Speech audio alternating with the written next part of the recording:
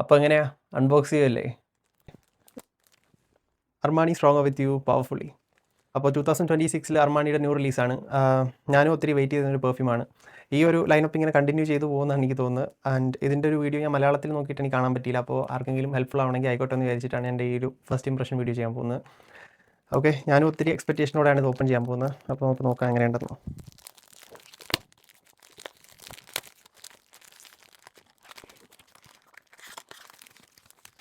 Okay, പുതിയൊരു സാധനം try ചെയ്താലോ? പോയിട്ടാ. അപ്പോൾ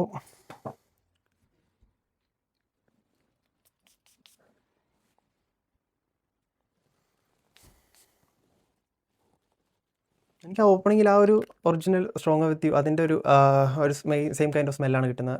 ഇൻറ്റൻസിലി അല്ല, അബ്സല്യൂട്ട്ലി അല്ല, OG. ചെറിയ നോട്ട് ടോപ്പിൽ കൊടുത്തിട്ടുണ്ട്. അതിൻ്റെ നോട്ട്സ് നമുക്ക് എങ്ങനെയാണെന്ന് നോക്കാം.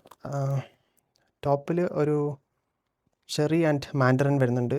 പിന്നെ മിഡിൽ ലാവൻഡർ ആൻഡ് സ്പൈസസ്. പിന്നെ ബേസ് നോട്ടായിട്ട് ചെസ്റ്റ്നട്ട്, വാനില ആൻഡ് ആംബർവുഡ്. അപ്പോൾ ഓവറോൾ പറയുകയാണെങ്കിൽ ആ ചെറി നോട്ട് ഭയങ്കര കുത്തുന്ന ഒരു ചെറിയല്ല നിങ്ങൾക്ക് കിട്ടുന്ന. ആ ജാമി ചെറി അങ്ങനത്തെ സംഭവമൊന്നുമല്ല.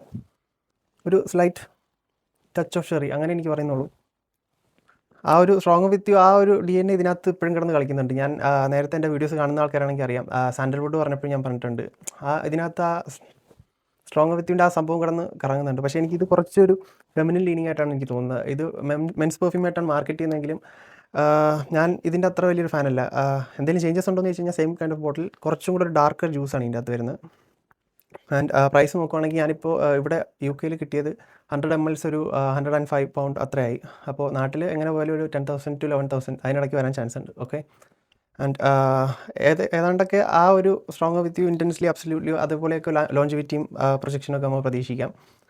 എനിവേയ്സ് അറ്റോമൈസറൊക്കെ സെയിം ആണ്. പക്ഷേ എനിക്ക് പേഴ്സണലി ഞാൻ ഇതിൻ്റെ ഒരു ഫാനല്ല. എൻ്റെ ഒരു ഒപ്പീനിയൻ ആട്ടോ. കുറച്ചും കൂടെ ഒരു ഫെമിനിൻ വൈബാണ് എനിക്ക് ഇതിൻ്റെ അകത്ത് നിന്ന് കിട്ടുന്നത്. എനിക്ക് പെർഫോമിനെക്കാളും എനിക്കിത് ഇഷ്ടമായി. ടോപ്പിൽ എനിക്കിപ്പോഴും സാൻഡൽവുഡ് അബ്സല്യൂട്ട്ലി ആൻഡ് ഇൻറ്റൻസ്ലി അത് തന്നെയാണ്. ഓക്കെ, അപ്പോൾ അത്രയേ ഉള്ളൂ. Thank you.